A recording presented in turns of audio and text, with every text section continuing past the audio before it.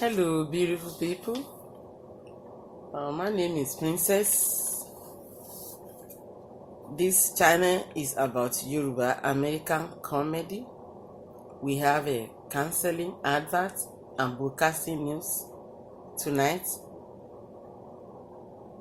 This is third time I will talk about some of American news in Yoruba stated by our president, Uncle Joe.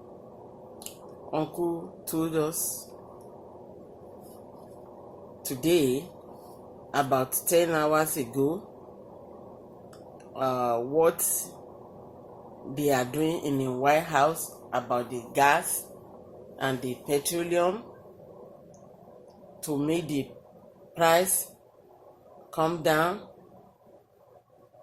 So I have Uncle right here to tell us what is going on in the White House. So let me bring Uncle down for us. Yeah, Uncle, let's go.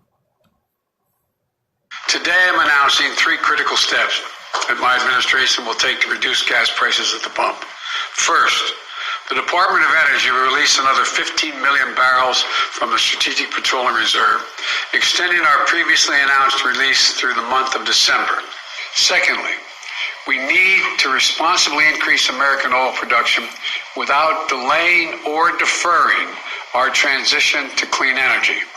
The third thing I'm doing is I'm calling on oil companies to pass the savings on to consumers.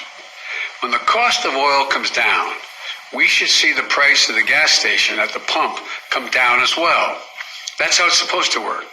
And we'll keep doing everything we can to keep it going, to ensure that our energy independence and security is available, and to lower gas prices here at home, and to give folks a little bit of breathing room. Today I'm announcing. So everybody hear what Uncle told us now. So now I want to say it in Yoruba because of some of our fathers and our mother that doesn't understand much of Gẹ̀ẹ́sì. Remember I said this program is comedy. So I'm going to mix both together to make it fine and to make everyone happy so that you can forget about your sorrow. So now in Yoruba, Uncle fi tó wa létí wípé àwọn nǹkan tó ń ṣẹlẹ̀ ní ìlú ń sìn pé àwọn ṣe akitiyan láti mú epo tó lọ sókè àti gáàsì price wọn láti mú wálẹ̀. So because ọ̀pọ̀lọpọ̀ ilé ló wà now tó jẹ́ wípé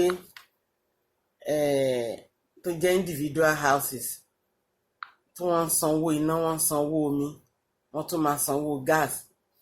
Bẹ́ẹ̀ tí gas bá ti lọ́lẹ̀, wọ́n á tiẹ̀ lè save owó díẹ̀ láti fi san mortgage. So ìgbésẹ̀ yẹn ni Uncle try láti ṣe tí wọ́n pe àwọn tíìmù wọn papọ̀ wípé yá ẹ jẹ́ ká jọ jíròrò lórí ẹ̀ kí ayé kó lè jẹ́ ìrọ̀rùn fún àwọn ènìyàn wa láti gbé. So nǹkan tí Uncle sọ ẹ jẹ́ kí n kà, kí n sọ ní Yorùbá. Ó ní mo ní ìkéde àwọn ìgbésẹ̀ pàtàkì mẹ́ta tí ó mú mi gbà láti dínkù ìdíyelé gáàsì ní tí ó fà sókè. Ní àkọ́kọ́, Uncle tẹ̀síwájú. Wọ́n ní àwọn agbára yóò ṣe ìwádìí, àwọn ọ̀gá tó ní agbára ní ní àárín àwọn tíìmù wọn yóò ṣe ìwádìí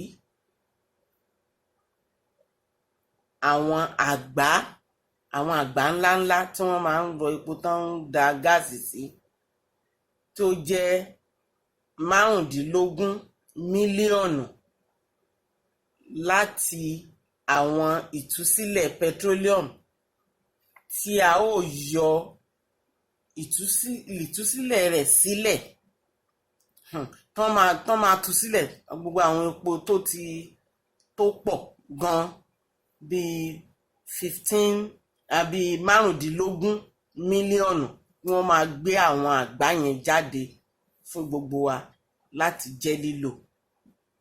Then tí a kéde tẹ́lẹ̀ nípa nínú oṣù kejìlá, jẹ́ ọ̀nkú tún tẹ̀síwájú ní ẹlẹ́ẹ̀kejì wípé wọ́n ní a nílò láti tètè dá àwọn Amẹ́ríkà lóhùn, kó tètè fún wọn lésì kó tó di pé àwọn Amẹ́ríkà máa bẹ̀rẹ̀ sí ní protest, kó lè tẹ́ wọn lọ́rùn iye price tí wọ́n fẹ́ kán ta epo fún wọn àti gas. Then àti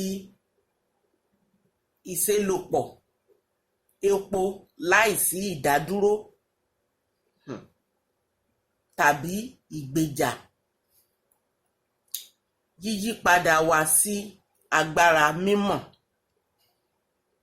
Wọ́n kú tún tẹ̀síwájú lẹ́lẹ́kẹta wípé wọ́n láwọn ń pe àwọn ọ̀gá ilé iléepo wípé ẹ̀yin ará bí ẹ wá o, àwọn èèyàn mi ń kùn o, pé epo yìí ó ti lọ sókè ju ẹgbẹ́ wálẹ̀. So ọ̀nkú dẹ̀ láwọn yan àwọn ìgbìmọ̀ tó jẹ́ pé wọ́n máa lọ sí station tí wọ́n á make sure wípé wọ́n ti kọ́ sí àwọn ibùsọ̀ kọ̀ọ̀kan tí wọ́n ti ń ta gáàsì tí wọ́n fi ń dáná àti epo pẹtiróòlù tá à ń lọ sí ohun ìrìnsẹ̀ wa. Wọ́n ti kọ́ síbẹ̀ pé bó ṣe lọ sókè tẹ́lẹ̀ ó ti wá sílẹ̀ tí gbogbo ènìyàn á sì fi ojú rí pé tòótọ́ ló ti wá sílẹ̀. Wọ́n kú tún sọ wípé wọ́n ní ó dẹ̀ jẹ́ nǹkan tó jẹ́ pàtàkì gidi tó máa ṣiṣẹ́ tí gbogbo èèyàn dẹ̀ máa fojú rí. Wọ́n ní wọ́n tún tẹ̀síwájú, wọ́n ní àwọn ń tiraka gidi gan lórí gbogbo ẹ̀ kó lè work dáadáa, torí kán make sure wípé gbogbo agbára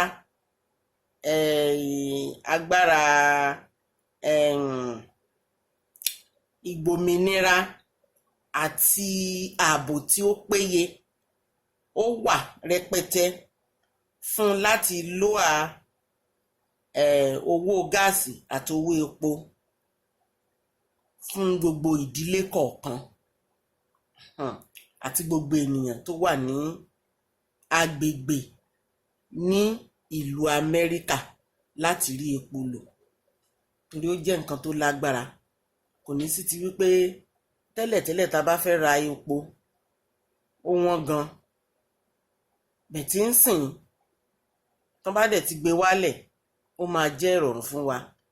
Képo tó wọ́n tá a bá máa fìlì tank bóyá bíi $20 $30 for ibẹ̀ now $80 kò fìlì tank, kò tiẹ̀ ní kún. So gbogbo àwọn tó dẹ̀ ń gbé mọ́tò lọ síbi iṣẹ́ ọ̀pọ̀lọpọ̀ ló ń páàkì ẹ̀ tán máa lọ gbé fẹ́rí, tán máa lọ wọ train. Bọ̀tí ń sìn tí epo bá dẹ̀ ti padà wálẹ̀ òǹkálukú á lè máa lo gbé mọ́tò ẹ̀ bó ṣe fẹ́, ohun ìrìnsẹ̀ bó ṣe fẹ́. Kò ní sí ìnira mọ́ wípé àárí epo lò. Ọ̀pọ̀lọpọ̀ ló léètì débi iṣẹ́ torí kó tó lọ wọ train, kó tó fẹsẹ̀ rìn débi tí train wà, kó tó lọ wọ boat, kó tó lọ wọ ferry, wọ́n máa ń léètì. bẹ̀ tí ń sìn everything á lọ déédéé. Àwọn individual houses náà pàápàá inú wọn á dùn, á wà happy pé uncle ń try fún wa gan. Uncle is a very humanity man. May God bless him for us and protect him and protect us too. So ká máa retí iṣẹ́ takuntakun tí uncle ń ṣe o. Ìyẹn ni mo ní kí n fi tó yín létí lálẹ́ yìí. Tá bá dẹ̀ tún gbọ́ ìmíì láìpẹ́ láì jìnnà a ó tún máa kàn sí yín.